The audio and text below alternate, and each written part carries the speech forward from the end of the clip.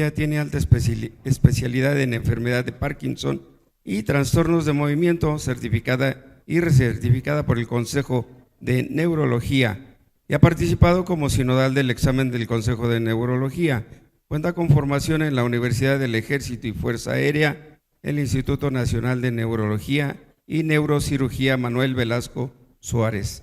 Estancia normativa en el Hospital de México por Puerta del Sur de Madrid, España, especialista en gestión en salud y bienestar del corporativo. Y nos va a presentar el tema de enfermedades neurodegenerativas, desafíos y estrategias. Me refiero a la doctora Rosalía Cerón Martínez, a quien le voy a ceder la palabra. Vamos a recibirla, por favor, con un fuerte aplauso. Doctora Cerón, adelante, por favor. Gracias. Sí, pues creo que se ve mejor desde acá, ¿verdad?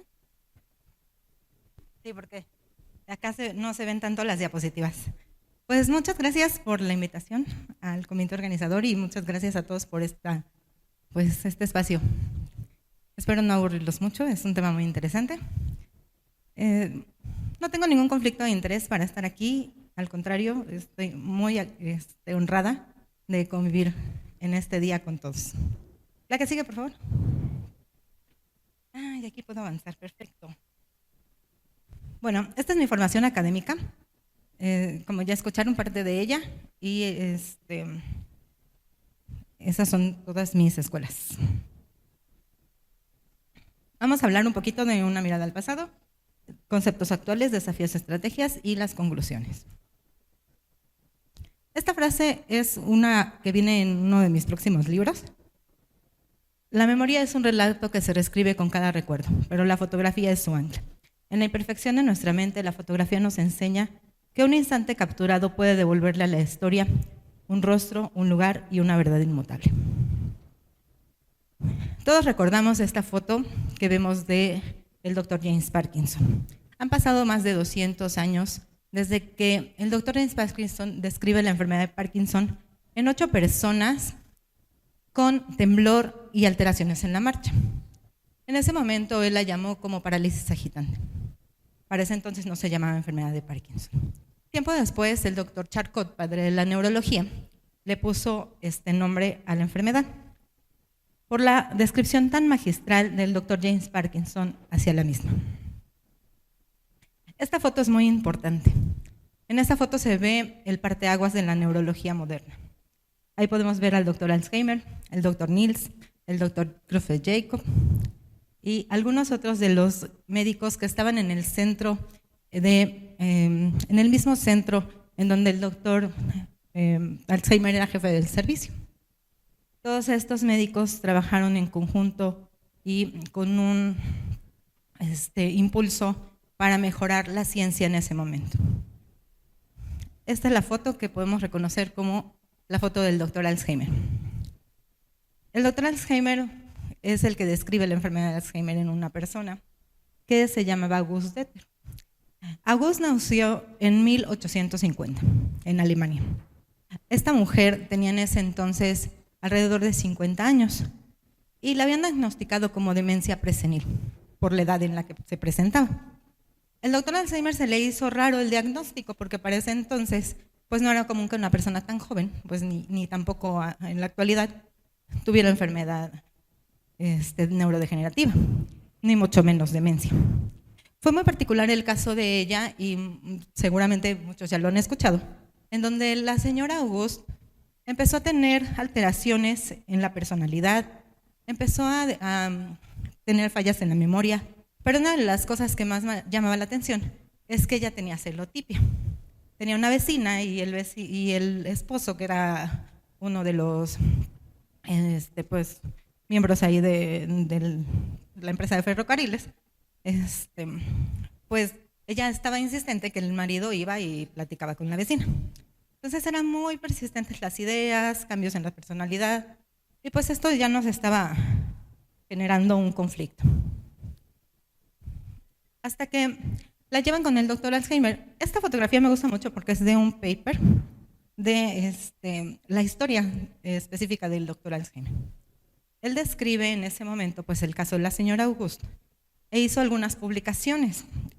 Pasó desapercibido para los primeros pues, científicos de la época, y gracias al doctor Kraepelin, que también aparece en la foto, se le nombra a la enfermedad de Alzheimer, porque él describió que existían en el cerebro, ya en el corte anatómico posterior a la defunción de la señora Auguste, describió los famosos,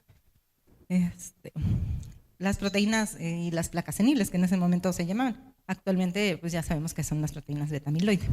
Y también encontró en las estructuras de las neuronas que había ovillos, hay neurofibrilares que no estaban normales.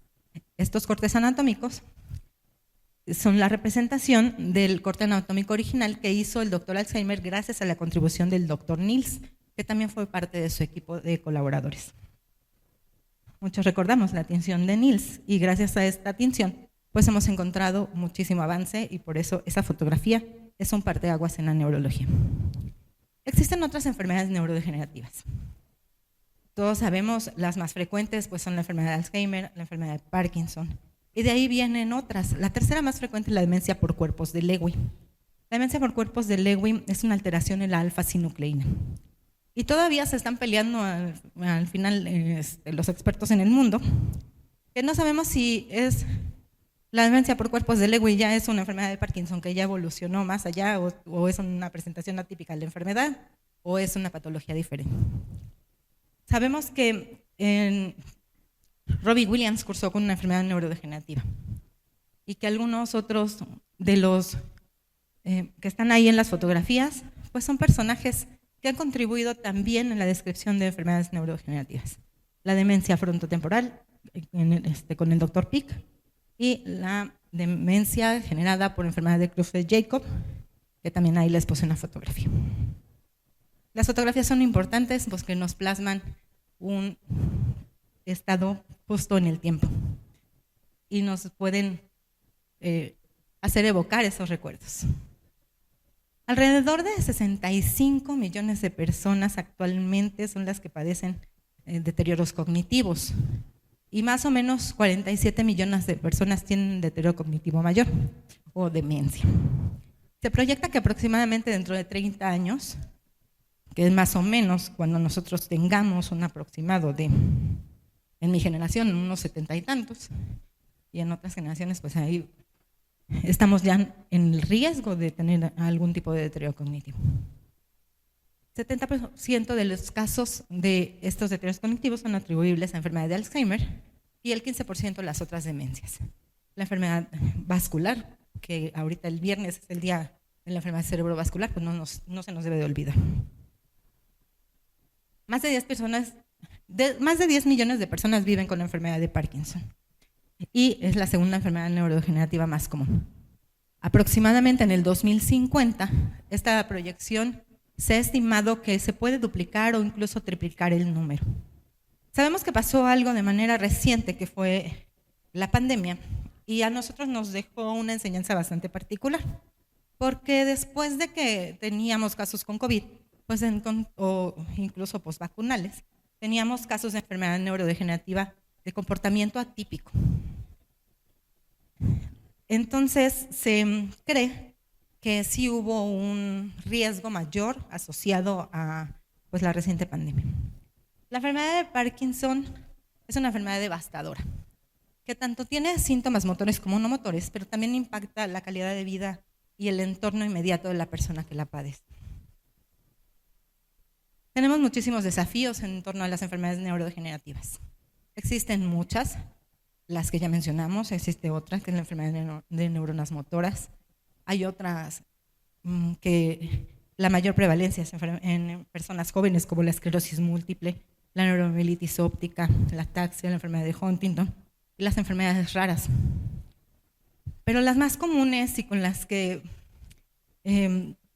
quise enfocarme el día de hoy, porque hablar de todas las neurodegenerativas pues sería tardarme 3 días aquí hablando. Entonces, es las dos más importantes.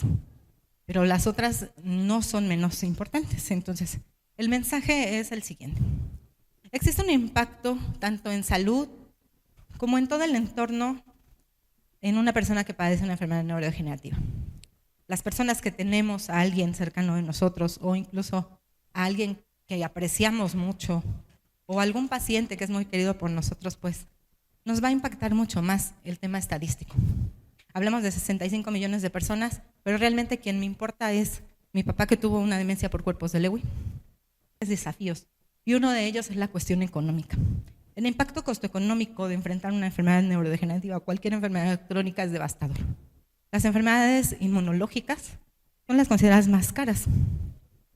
El tratamiento de este tipo de enfermedades también es sumamente caro. En estas estadísticas se contó que más o menos se gastan 2 trillones o se gastarán 2 trillones para el año 2029. Imagínense todo lo que impacta en una economía global. La Organización Panamericana de la Salud pues ha hecho mucho trabajo en relación a tratar de medir la cuestión económica en este tipo de enfermedades. Pero sin embargo, pues su enfoque es más allá.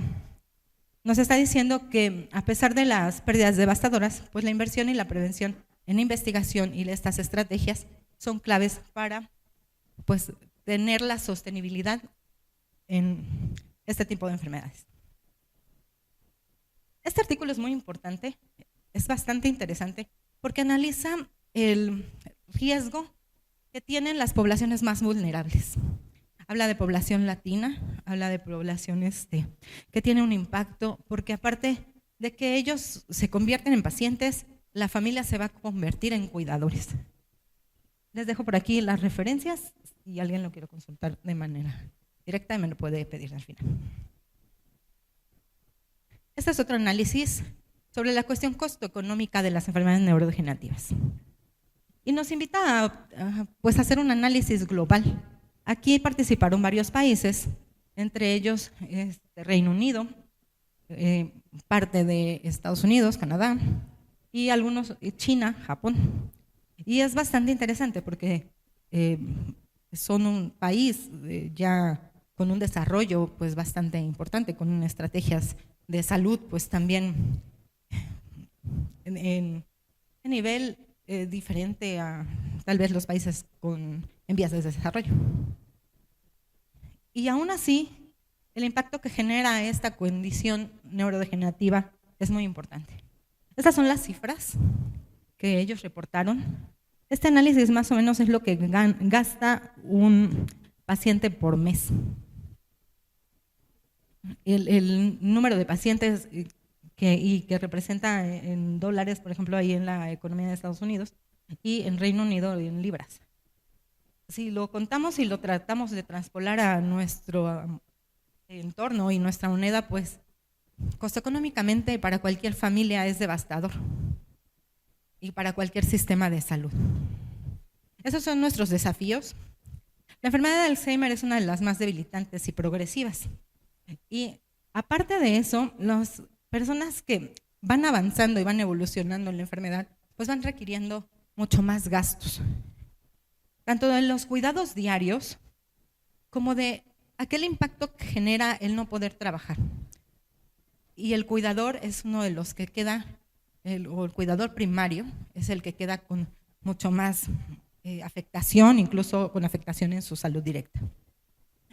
Hablamos de costos directos que están representados por la atención médica formal y la atención médica informal, pero que también la necesitamos. Conseguir un cuidador diario, conseguir enfermeros que se roten, llevar a la persona a los servicios médicos, llevar a la persona con todos los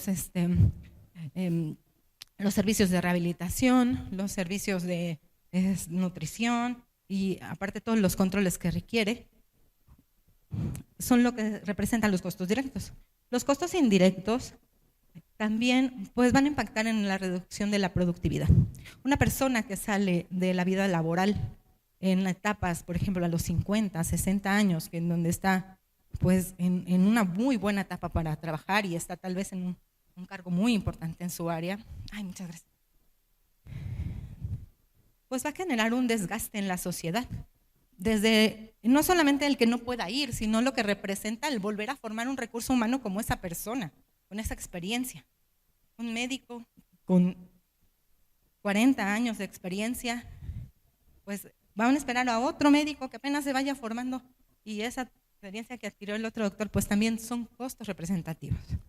Lo que genera algo que es muy difícil hacer estas proyecciones económicas son los costos intangibles. El sufrimiento, el dolor, la carga emocional, el gasto extra que se genera en una enfermedad neurodegenerativa, incluso en el tema legal. El que no deje la persona bien distribuidos sus bienes también representa otro tipo de costos. Y la enfermedad de Parkinson pues no se queda atrás. Este es otro análisis muy importante, en donde 563 neurólogos participaron. Aquí no me tocó participar, pero en México, bueno, ahorita hay una estrategia por ahí que estamos llevando. 65% eran hombres, porque la enfermedad de Parkinson pues, es más común en hombres, y alrededor de la media de 64 años. La enfermedad de Parkinson avanzada ya representa otro tipo de estrategias de tratamiento. No solo son los medicamentos orales, ya necesitamos otro tipo de tratamientos, entre ellos las opciones quirúrgicas. La carga económica que influyó en esto son las hospitalizaciones. Esta es una representación gráfica de cómo se fueron utilizando los recursos sanitarios a medida que el paciente evolucionaba de una etapa inicial a etapas avanzadas y en etapas tardías ya de la enfermedad. Y la necesidad de requerir servicios de emergencia, terapias intensivas, hospitalizaciones y todo lo que conlleva esto que ya sabemos.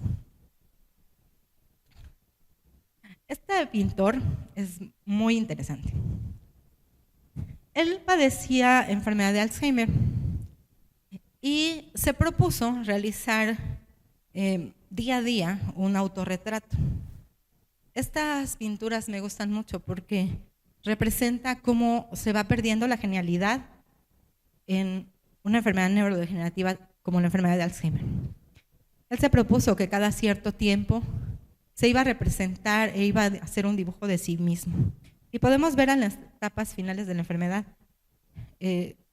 pues de manera más visual, cómo nos impacta la enfermedad de Alzheimer. Otra de las cosas importantes es lo que comentábamos. En la enfermedad de Parkinson y en la enfermedad de Alzheimer, la pérdida de la productividad o el hecho de ir al trabajo sin tener una condición clínica al 100%, a pesar de que todavía conservemos ciertas funciones, pues va a disminuir mi productividad. Así yo quiera estar al 100% y hacer todo mi trabajo. Sí, escucharon, yo tengo formación en el hospital militar y algunos de los militares que teníamos con enfermedad de Parkinson pues son personas jóvenes, de diagnósticos de 22 años, el más joven 19 años. Entonces, lo que representa tener a alguien que recién se da de alta hace algunos meses y comienza con síntomas de la enfermedad. Es un tema sumamente complejo. O personas que ya están en rangos mucho más altos, con una experiencia de muchísimos años y que tengan que dejar su trabajo, lo que más amaban, por algo como esto. Y la pérdida del capital humano. Lo que decía, lo que representa a alguien que tenga toda la experiencia del mundo en una situación y que ya no lo pueda hacer por las limitaciones que conlleva. Lo que representa para nuestro sistema económico con una pérdida bastante interesante del Producto Interno Bruto. En México, pues todavía no tenemos unas estadísticas tan afinadas como las que representamos anteriormente, pero pues podemos predecir más o menos cómo se está comportando pues, la pérdida económica de este tipo de enfermedades. Otra de las cuestiones que se llaman o que es muy importante es el costo asistencial. Muchas veces el costo de todas estas enfermedades está directamente solventado por las familias y que aquí representa más o menos un 85%. Hay deterioro en la salud del cuidador y también después, aparte de tener un paciente enfermo, vamos a tener 2 o hasta 3 o hasta más. Pero esto es muy importante, no se trata solo de pérdida de neuronas, es la pérdida de trillones de dólares en productividad, cuidados crónicos. La inversión en la investigación nunca va a ser un gasto. Es el único rescate económico sostenible para las próximas generaciones. Si nosotros no nos preocupamos, que somos los que estamos directamente en contacto con estas personas, o somos nosotros mismos los que necesitamos hacer estrategias saludables para que nuestro estilo de vida mejore, pues a final de cuentas la inversión en la ciencia va a impactar en el costo a futuro, tanto de nosotros como de nuestros pacientes. Afortunadamente existen diferentes estrategias y muy seguramente escucharon una bastante interesante que salió este año, que se llama Aprende y Actúa, que son factores de riesgo potencialmente modificables y que están al alcance de todos nosotros para disminuir el riesgo de deterioro cognitivo. Entre ellos, pues el control de las enfermedades crónicas, el hacer ejercicio, el mantener un estilo de vida pues activo y aprender cosas nuevas. Esas estrategias son muy importantes y están al alcance de todos nuestros pacientes. Estas gráficas son importantes, voy a regresarme tantito, porque nos van a ver la proyección a futuro de cómo es alarmante la estadística en la enfermedad de Alzheimer y las demencias. Se cree que 139 millones de personas vamos a estar con riesgo de afectación o afectadas en el 2050. Ahí, en esa gráfica, es un paper del año 2018, pero las estadísticas actuales van en 139.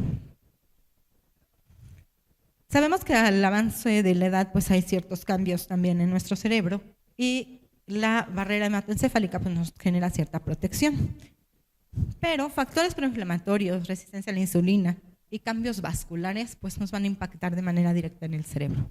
De ahí vienen las estrategias que mencionaba, se llama Aprende y Actúa.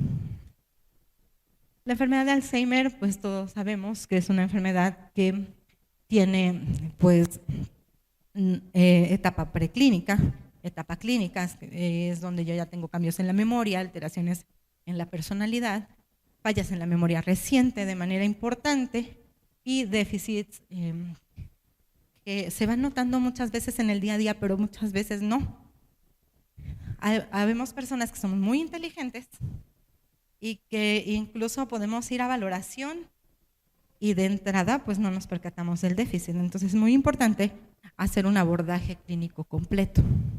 En etapa preclínica sobre todo, pero ahorita otra de las estrategias y desafíos, también podría llamarse desafíos, es la detección temprana de las enfermedades. Estos son los factores de riesgo que potencialmente podríamos modificar tal vez algunos, entre ellos pues el riesgo de enfermedades cardiovasculares. El riesgo de enfermedad cerebrovascular pues también impacta de manera negativa a nuestro cerebro. El poder aprender cosas nuevas que se conviertan realmente en un reto. Y los factores ambientales, es muy interesante porque cuando recién empezaba en el camino de la neurología, hicimos un estudio muy interesante sobre la contaminación y las partículas pequeñas. Este estudio fue muy interesante porque entre mayor contaminación había, medida en el ambiente, llegaban más eventos cerebrovasculares. También hay un factor ambiental relacionado con la enfermedad de Parkinson, sobre todo una exposición a productos generados por las fábricas que se llaman tricloroetileno. Muchas de las fábricas industriales lo tienen y también se ha documentado como factor de riesgo. Otro de los factores de riesgo para enfermedad de Alzheimer es el deterioro cognitivo. Si vemos a alguien con deterioro cognitivo, las guías han cambiado un poquito y hay que iniciar ya estrategias terapéuticas muy bien dirigidas, porque se cree que del 15 al 40% de 2 a los 5 años siguientes van a desarrollar ya una demencia establecida. La fisiopatología, pues existen dos teorías importantes para la enfermedad de Alzheimer que han estado ya desde hace muchos años descritas, la hipótesis colinérgica y la hipótesis aminoide. Hay una disminución en la conducción de la información neuronal entre la sinapsis de las neuronas. Y lo que vamos a hacer, esta es una representación muy bonita, que comparada con las fotos del doctor Alzheimer, pues están mucho más bonitas las otras, pero estas ya están hechas con otro tipo de inteligencia. Hay cambios estructurales en la enfermedad de Alzheimer. Principalmente vamos a encontrar una disminución en el volumen del hipocampo. El hipocampo se va a encargar de que yo guarde la memoria reciente y que todos esos recuerdos del día a día pues vaya yo acordándome. ¿Se acuerdan de la película que, cómo se llamaba? Como si fuera la primera vez. Esa es una representación muy interesante de cómo el hipocampo se comporta. Hay un caso muy interesante que es el paciente HM, que tiene lesionados los dos hipocampos y que tenía solamente memoria de fracción de segundos. En la película sale un caso ahí muy representativo de alguien similar al paciente HM se llamaba. Las placas de amiloide descritas por el doctor Alzheimer y los ovillos neurofibrilares que se van gestando en las neuronas con enfermedad de Alzheimer, pues en etapas tardías ya las encontramos muy avanzadas, pero el reto es encontrarlas en etapas tempranas de la enfermedad. Estos son todos los organismos que han intentado hacer una clasificación de la enfermedad de Alzheimer. Y si nos damos cuenta, pues podemos elegir el que queramos. Etapa 1, etapa 2, etapa 3, etapa 4, etapa 5. Para fines prácticos, a mí me gusta utilizar esto. Preclínico, fase prodrómica y fase de demencia. En el preclínico es donde nosotros tenemos que tener mucha atención, porque es donde yo puedo hacer algo todavía, y en la fase prodrómica en relación a las estrategias de prevención con los nuevos tratamientos. En la fase de demencia siempre tenemos cosas por hacer. Siempre hay cosas por hacer nosotros como médicos para poder orientar a esas familias. Cuando nos hacemos un abordaje para enfermedad de Alzheimer, necesitamos hacer una historia clínica completa, ver los factores de riesgo, como ya dijimos, o algún otro tipo de demencia potencialmente corregible. Siempre vamos a necesitar un estudio de imagen, tomografía de cráneo si tenemos acceso y una resonancia magnética para con este tipo de secuencias. Las secuencias específicas son para descartar algún otro tipo de etiología que sea potencialmente modificable. Ese sí ya le puedo mover porque le está tomando foto. ¿Por qué es importante hacer el diagnóstico diferencial? Porque todos queremos saber qué es lo que nos está pasando. Y muchas veces los pacientes nos van a preguntar, ¿pero qué es lo que tengo? ¿Y cuál es específicamente? La demencia o el deterioro cognitivo mayor es una enfermedad. Pero ahora vamos a buscar lo que sigue, para exactamente saber qué es lo que me está ocurriendo. Existen, como ya dijimos, diagnósticos diferenciales. Los más importantes y la tercera más frecuente es la demencia por cuerpos de Lewy. ¿Qué pasa con las personas con demencia por cuerpos de Lewy? A diferencia de la enfermedad de Alzheimer, la demencia por cuerpos de Lewy se acompaña también en etapas tempranas con parkinsonismo. Las personas van a tener alucinaciones. Y si vieron por ahí la película del padre que salió, ese es un caso representativo de demencia por cuerpos de Lewy. Las personas tienen alucinaciones y tienen mucha labilidad a los medicamentos como la quetiapina o como la risperidona o el haloperidol. Incluso los puede llevar a un estado de síndrome neuroléptico maligno. Entonces es muy importante hacer el diagnóstico.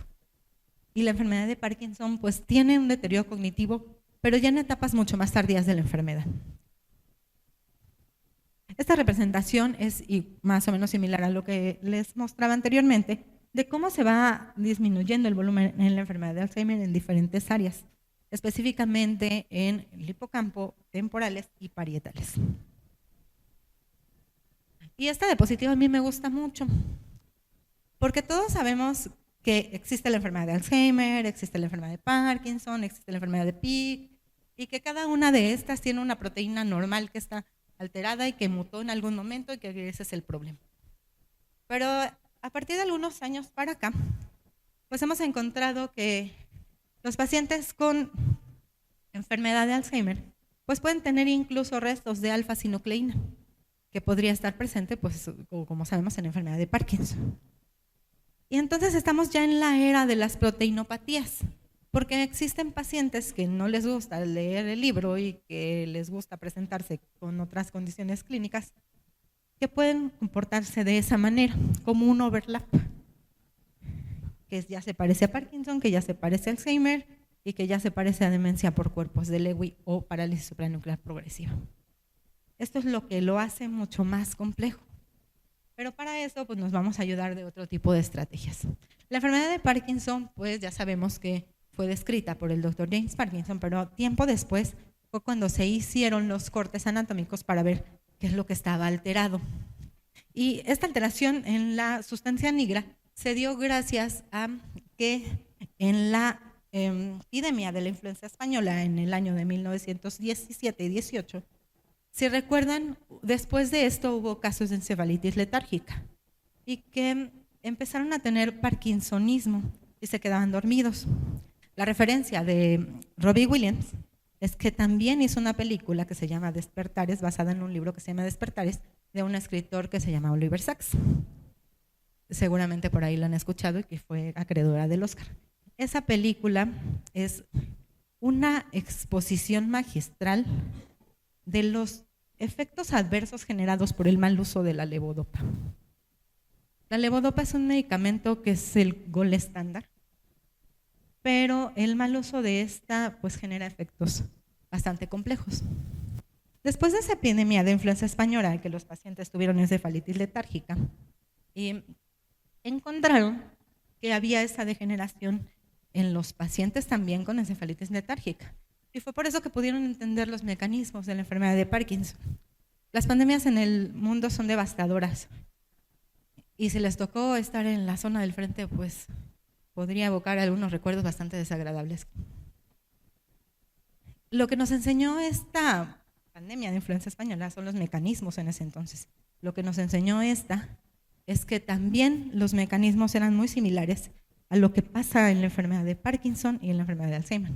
Se cree que la enfermedad de Parkinson, la teoría de por qué es esta, es una teoría que se llama dual hit. La vía de entrada es el bulbo olfatorio y un tema ahí en la microbiota intestinal. Esto hace que se genere un estado proinflamatorio que a final de cuentas va a migrar con una propagación de la alfa-sinucleína que se encuentra en algo que se llama estadios de Braak y va a llevar a una degeneración secundaria, pues que ya vimos que es de la dopamina cerebral. Existen criterios clínicos, los más utilizados anteriormente eran los del banco de cerebros, pero se dieron cuenta que ya no eran tan útiles. Pero aquí es muy importante que los conozcamos porque en el segundo paso podemos encontrar los diagnósticos diferenciales que mencionaba, que no podemos pasar desapercibidos. Personas que padezcan enfermedad de Parkinson o que simulen la enfermedad de Parkinson, pues es importante descartar que tengan algún otro tipo de condición clínica y que en este caso sean potencialmente modificables. Afortunadamente ya tenemos estudios de imagen. En ese entonces, cuando se crearon los criterios del banco de cerebros, era mucho más limitado el acceso a estudios de imagen. El MPTP es un derivado que se utiliza para generar modelos anatómicos en animales en ese entonces para probar tratamientos nuevos en enfermedad de Parkinson.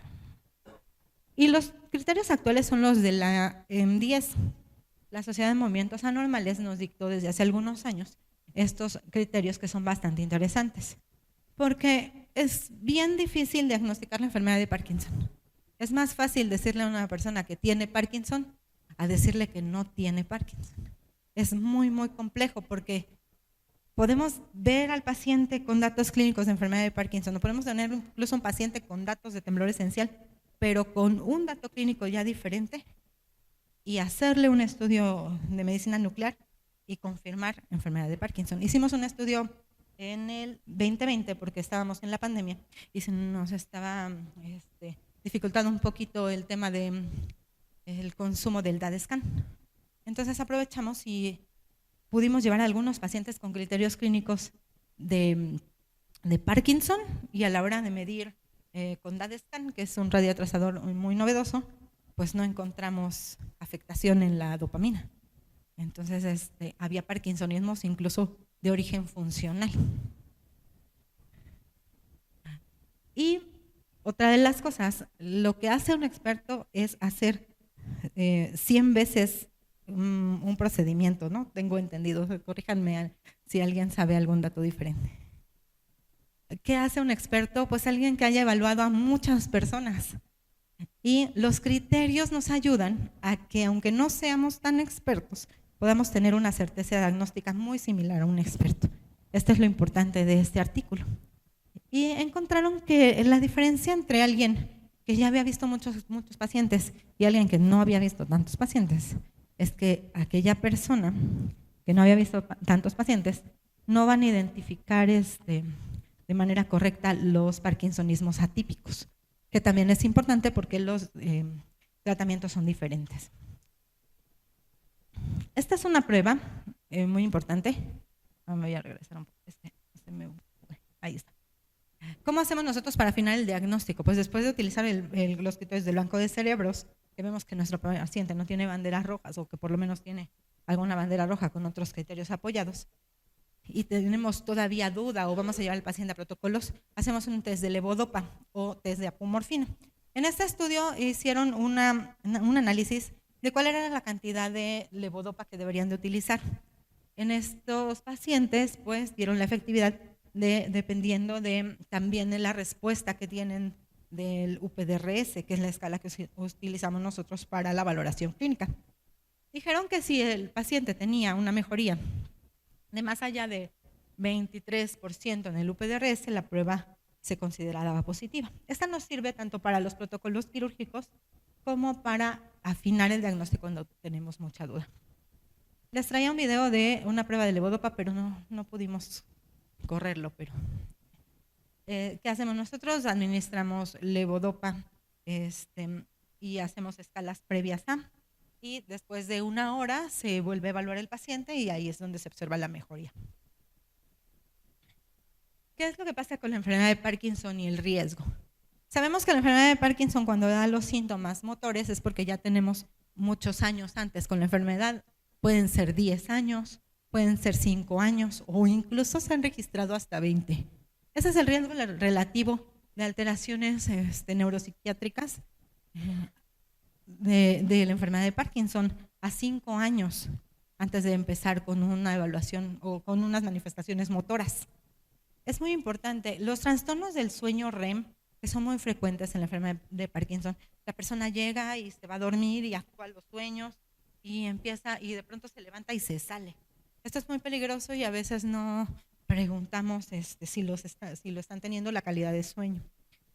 La hiposnia es otro de los marcadores y uno de los estudios multicéntricos que hicimos fue justo eso, determinar las personas que tenían o que habían tenido hiposmia post-COVID, y se generaba un brazo de estudio en donde se administraba levodopa intranasal. Todavía está corriéndose el clinical trials porque vamos todavía con la segunda fase para disminuir el riesgo de enfermedades neurodegenerativas. Y las personas que tuvieron COVID y que persistieron con hiposmia, pues ya nos da un marcaje que pueden tener riesgo de algún deterioro neurodegenerativo más adelante. Antecedentes familiares también no son muy importantes. La forma de hacer los diagnósticos pues ya la tenemos mucho más precisa, y que es con medicina nuclear, tanto para enfermedad de Alzheimer como para enfermedad de Parkinson. Esta es la representación de un PET con F-dopa, que es donde medimos exactamente la cantidad de dopamina. Y otro de los biomarcadores, que son las estrategias actuales, y este es el último que ha salido, es la medición de proteína tau fosforilado. Y no sé si a alguno de ustedes les tocó la época en donde todavía tomábamos muestra del líquido cefalorraquídeo y mandábamos los niveles de proteína tau en el líquido cefalorraquídeo o incluso en alfa-sinucleína. Estamos haciendo en otros países, pues nosotros todavía no tenemos este acceso, pero la medición de proteína tau fosforilada. Recién tendrá como una semana que probablemente ya tengamos el acceso. Los biomarcadores pues, en la enfermedad de Parkinson también son muy importantes porque nos van a predecir pues, tanto el riesgo de la enfermedad de Parkinson como en el inicio ya de la enfermedad de Parkinson en etapas tempranas. La detección presintomática es muy importante porque si tengo riesgo o tengo algún familiar con enfermedad de Parkinson, siempre voy a estar preocupado si tengo o no. Algunas familias no quieren saber y otras sí quieren saber. La identificación temprana de las alteraciones genéticas pues va a dar pie más adelante a terapias mucho más avanzadas y novedosas que son las dirigidas y personalizadas, como los recambios genéticos y todo lo que viene más adelante. Las estrategias de tratamiento pues existen diferentes, tanto como ya dijimos, estrategias de prevención primaria y las estrategias medicamentosas. En la enfermedad de Alzheimer estaba muy encaminado a corregir únicamente pues, el déficit de la acetilcolina con inhibidores de la acetilcolinesterasa y también con los antagonistas de NMDA de glutamato. Estos medicamentos ya todos los conocemos, surgieron desde hace varios años y esta línea del tiempo nos hace la representación de cómo ha ido evolucionando la medicina en relación a la enfermedad de Alzheimer desde 1906, que fue la descripción del doctor Alzheimer, hasta la fecha. Cómo se encontraron en aquel momento con las placas seniles y cómo ahorita estamos ya recibiendo de manera reciente pues, los medicamentos que están prometiendo hacer una modificación en la evolución clínica de nuestros pacientes en etapas tempranas. Este tratamiento es muy importante, es uno de los más novedosos, pero el análisis costo-económico que hicieron ellos está bastante interesante, porque al contrario de que decir que el medicamento era lo mejor y la última panacea del mundo, concluyeron que era muy difícil medir el tema costo-económico y poder hacer un análisis real si el medicamento servía o no servía. Y el motivo es porque, no hay una estadística franca y no hay una experiencia de tantos años. Y la otra es toda la cuestión de costos que son potencialmente pues no medibles porque van en cada una de las familias. El que una persona pueda recordar dónde dejó las llaves o incluso que una persona pueda recordar si cerró o no cerró la llave del gas, pues ya va a cambiar el panorama costo-económico. Entonces, es un desafío bastante importante, pero también es una estrategia bastante importante porque el medicamento ya ha demostrado su efectividad. Entonces, el tener a alguien que haga todo ese trabajo de un análisis real y factible costo-económico, pues va a ser un trabajo pues que no va a requerir un esfuerzo solo de una persona. Tiene que ser una red inmensa. Y la enfermedad de Parkinson, pues las terapias que tenemos, pues desde la levodopa, los agonistas de la dopamina, los inhibidores de la COMT y todas las otras estrategias, pues son limitadas. A pesar de que nos van a mejorar los síntomas motores, si nosotros no sabemos usar la levodopa o si mi paciente no se le antojó tomársela como yo le dije, que también nos ha pasado, pues la evolución clínica no va a ser la misma. Y va a ser años y muchas veces los pacientes no nos dicen. Muchas veces nos dicen, sí me la tomé y no es cierto. O me la tomé con yogurt y no se absorbió. Entonces el ensayo y error de la levodopa que nos representó en la película de Despertar es muy interesante porque ahí se ven crisis oculogiras, discinesias y todo esto generado por el mal uso de la levodopa. Pero también hemos encontrado que la propia enfermedad y su evolución va a generar estas complicaciones, sobre todo las discinesias. La existencia de múltiples genes, y factores ambientales, factores de riesgo, pues hace mucho más compleja. La enfermedad de Alzheimer es la enfermedad considerada como la más compleja en general porque es multisistémica y por todas las fluctuaciones que van ocurriendo durante el día. Esta diapositiva y todas las fases en las que vamos. Y a final de cuentas nosotros solo tenemos acceso muchas veces al levodopa o lo que a mi paciente le pudo alcanzar. ¿Qué otra cosa podemos hacer para que nuestro paciente esté mejor? Las actividades diarias representan un un gran porcentaje de la mejoría real de alguien que tiene una enfermedad crónica.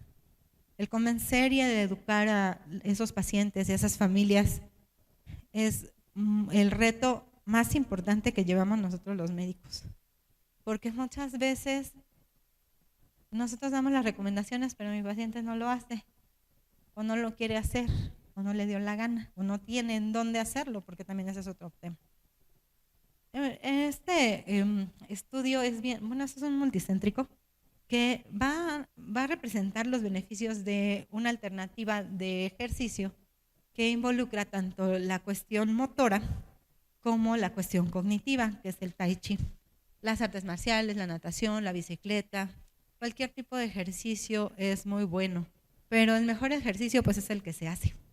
Si no estamos habituados a hacerlo, pues nunca lo vamos a hacer, y si no queremos, pues nuestro paciente tampoco va a querer. Entonces el tai chi, y en este metaanálisis encontraron que había tanto mejoría en relación a la postura, a la coordinación, a la estabilidad, como a mejoría cognitiva con este deporte. Y lo midieron, por ejemplo, en este metaanálisis, es muy interesante porque si se fijan, ahí hay unos estudios generados aquí en México. Participó la UNAM y fue muy interesante porque los pusieron a hacer y entrenar tai chi, no exactamente en personas con enfermedades neurodegenerativas, pero sí en personas arriba de los 60 años. Y encontraron que mejoraban los marcadores de estrés oxidativo. Si recordamos la fisiopatología de las enfermedades neurodegenerativas, tiene mucha implicación en factores proinflamatorios y estrés oxidativo. Entonces el tai chi es una buena estrategia terapéutica y de prevención. Este estudio está muy importante también porque el hipocampo tuvo una mejoría en personas que practicaban tai chi más de 3 veces por semana. Esa es otra de las estrategias de tratamiento que se llama estimulación cerebral profunda. La estimulación cerebral profunda se crea desde hace muchos años y está aprobada a partir del 2002 en México. La estimulación cerebral profunda se realiza en diferentes sitios estratégicos. Se utiliza para enfermedad de Parkinson, para distonías y algunos otros tipos de trastornos del movimiento. Nuestra mayor experiencia en México es para la enfermedad de Parkinson y el temblor. Y este es todo mi equipo multidisciplinario, pero ahí otro eslabón clave del equipo multidisciplinario es el paciente, su familia, su médico de primer contacto y su médico de mayor confianza, que es el que va a ayudar a ese paciente también a seguir las indicaciones y a resolverle todas las urgencias en relación a otro tipo de patologías y que esté bien controlado. Los pacientes tienen que pasar por un abordaje para poderlos llevar a este tipo de cirugía. Y lo que nosotros utilizamos más es el núcleo subtalámico y el globo pálido. Las estrategias quirúrgicas son muy costosas, pero han demostrado que costoeconómicamente al paciente le va mucho mejor con una cirugía, porque en lugar de gastar con medicamentos a largo plazo, va a mantener su calidad de vida por mucho más tiempo. Este es un video que quería mostrarles que está muy bonito, pero no sé por qué no fue compatible con la computadora. Pero se los puedo mostrar a quien guste. Esta es una cirugía que realizamos en un paciente que era un profesor del Conservatorio Nacional de Música y que la enfermedad de Parkinson le quitó la capacidad de poder tocar cualquier instrumento. Desde que hicimos el test de levodopa lo puse a tocar guitarra y después de que usamos la dosis de levodopa de 1,5 tableta, pues él pudo volver a tocar la guitarra y durante el test de levodopa rodaban sus lágrimas porque su pasión era la música y era su vida. Y aparte había tenido que dejar su trabajo porque pues él se dedicaba a eso, él era músico. Lo llevamos a cirugía con paciente despierto y durante la cirugía nos tocó el acordeón. Y fue muy bonito verlo regresar. Ahora ya toca normal, cada vez que programamos el estimulador le pedíamos que llevara el acordeón y le poníamos retos para que él fuera también pues mejorando y pudiera volver a lograr lo que antes podía hacer, que era su especialidad, es el acordeón exactamente. Es una cirugía muy buena, que les da muy buena efectividad a los pacientes y mucha calidad de vida. Pero el costo es elevado. Esta es otra técnica que nos ha tocado o nos ha costado 8 años de trabajo para traerla a nuestro país y ya es una realidad a partir de enero. Esto es un ultrasonido focalizado. Es una técnica que por medio de resonancia magnética se hace una aplanación, una localización de núcleos específicos. La primera enfermedad aprobada para esto es el temblor esencial y la segunda la enfermedad de Parkinson. La siguiente fase viene para tratamiento de dolor intratable y para epilepsia. Y así sucesivamente, porque ya hay otros usos. El ultrasonido focalizado es una técnica que igual está un video muy interesante porque el paciente tiene un temblor bastante importante que lo limita, no puede vestirse y después de la técnica de ultrasonido focalizado genera 1024 ondas de ultrasonido y confluye en un punto específico y por medio de termocoagulación logramos revertir el temblor en una sola sesión de un día. Este es el centro en donde yo me formé en trastornos del movimiento. El que ven ahí atrás es el doctor Obeso, es el pionero de la técnica y gracias a pues, todo el apoyo que él nos ha dado, ya puede ser una realidad a partir de entonces. Está aprobada por FDA desde ese tiempo y para el tiempo del COVID pues se utilizó, como no podían llevar a los pacientes a estimulación cerebral profunda, los llevaban a un ultrasonido focalizado, entonces tuvo un crecimiento de más del 70% esta técnica. Ya hay mucha experiencia, él ya tiene más de 500 casos y es el tratamiento que realmente sí cura el temblor esencial. Para los pacientes de enfermedad de Parkinson les ayuda a disminuir el temblor, a disminuir las discinesias y el congelamiento. Y es una técnica que ya está totalmente aprobada también para el temblor. Y lo último que están haciendo con ultrasonido focalizado es que aquella barrera hematoencefálica que nos protege y que nos evita que tengamos algún deterioro y alguna condición que agreda nuestro cerebro, pues es la que nos limita también para tener acceso a nuevos tratamientos y que el medicamento que ya tenemos aquí también acceso en México, pues pueda llegar de manera íntegra a nuestro cerebro y atacar la placa de amiloide, pues no llega de manera completa, así como tampoco llegan ni el donepezilo ni la ribastigmina. Y lo que hacemos entonces con ultrasonido focalizado es con otro tipo de ultrasonido focalizado, que ese no lo vamos a tener ahorita ya mismo, es abrir la barrera hematoencefálica. Y esta es la experiencia del grupo en Inglaterra, en donde encontraron que al abrir la barrera hematoencefálica con ese ultrasonido y poder meter el medicamento por la vena, hay una mejoría en la diana elegida. Ahí se ve mucho mejor. Ese es un estudio de PET con glucosa. Y si se dan cuenta, sí hay diferencia entre las primeras imágenes y las segundas. Ese es el paciente a los 6 meses post tratamiento. Y refieren ellos que mejoría clínica pues también había.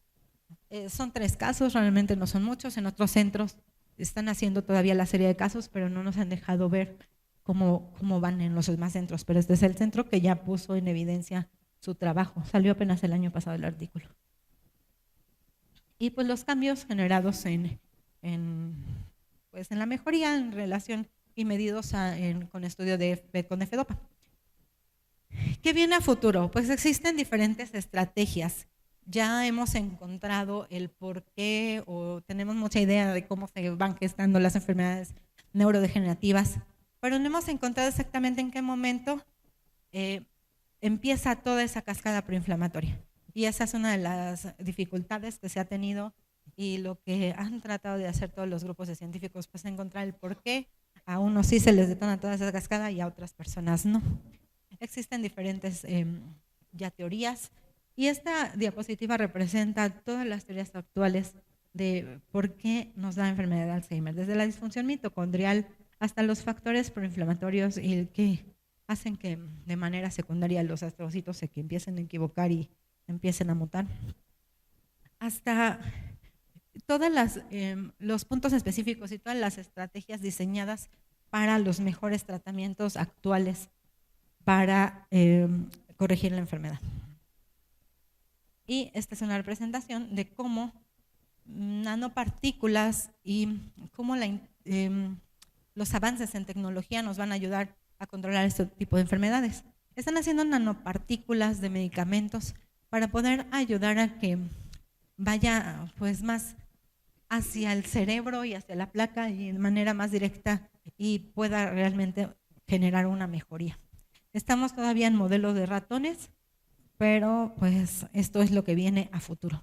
Para la enfermedad de Parkinson pues existen estos diferentes estrategias de tratamiento, entre ellas la de los virus, en donde han probado dos tipos de virus, los lentivirus y los adenoasociados, para poder igual llevar pues al centro del cerebro estas estrategias de tratamiento.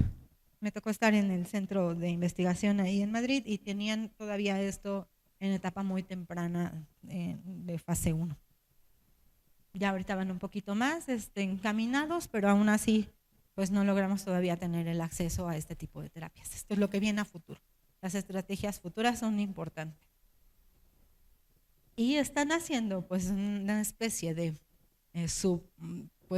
esfuerzo para suplir la dopamina con estas terapias génicas.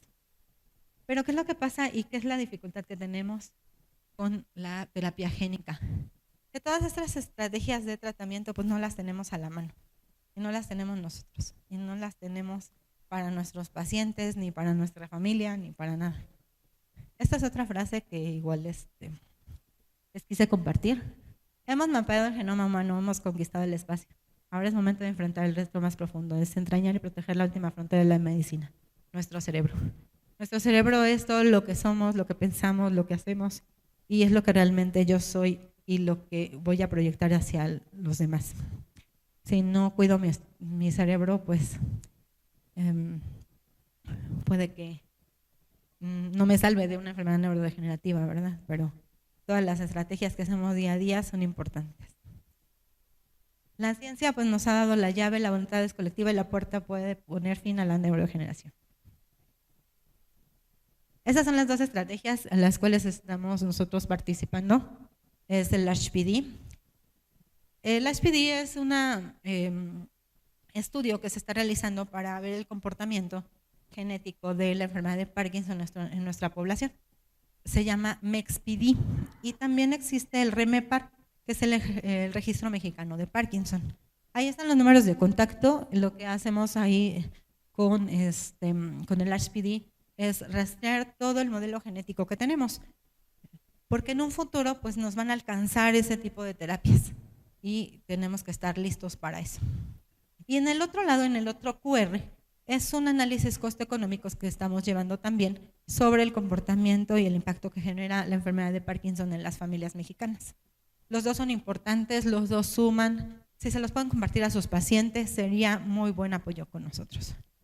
La doctora Mayela Violante es también mi profesora del Instituto Nacional de Neurología y ahora mi amiga, y estamos trabajando junto con eso.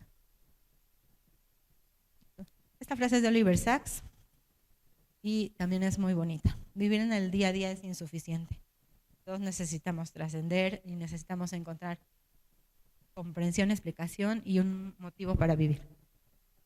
Entonces, este es mi libro, La historia de mi papá. Mi papá tuvo una demencia por cuerpos de Lewy y les traigo uno de regalo.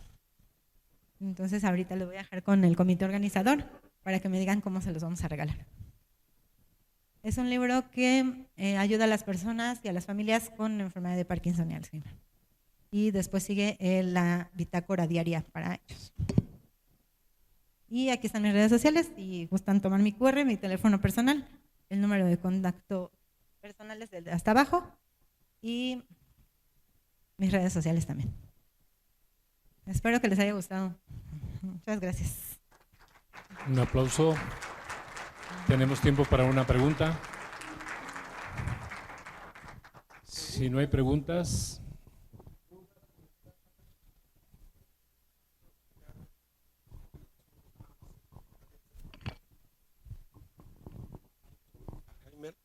De la plasticidad cerebral.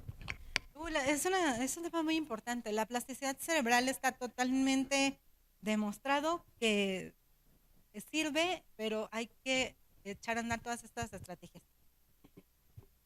En la enfermedad de Parkinson hicimos algo muy importante para trabajar en neuroplasticidad y fue musicoterapia. Es una estrategia muy buena, en el sentido de que también se puede practicar vía remota. Hay muchas cosas que se pueden hacer para trabajar la neuroplasticidad. Y en estas enfermedades neurodegenerativas, pues yo creo que es la que va a hacer la diferencia. Bien, muchísimas. ¿Alguna otra pregunta?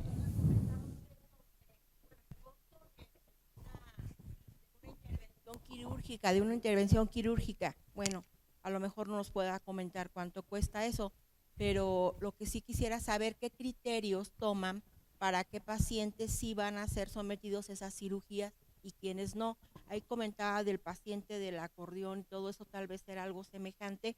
No sé ahí qué edad tiene el paciente, ¿verdad? No sé si se contempla la edad o qué criterios se toman.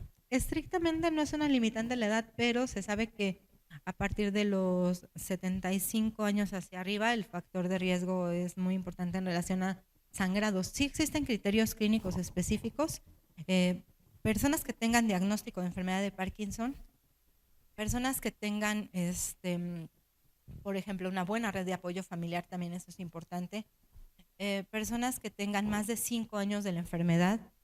Este criterio está cambiando un poquito porque ya con el análisis genético hay, por ejemplo, tipos de Parkinson que tienen un PIG1, un PARC1, que tienen mucho mejor respuesta con la cirugía. La evaluación con test de levodopa positivo, si hubo una respuesta favorable, y aparte evaluación neuropsicológica.